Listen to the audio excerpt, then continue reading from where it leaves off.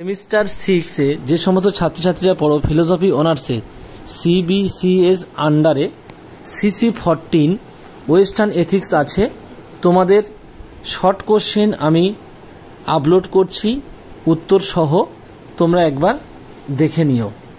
তাহলে তোমাদের প্রত্যেকটি প্রশ্নের উত্তর করে দিয়েছি, অবশ্যই করে প্রত্যেকে তোমরা দেখে নেবে।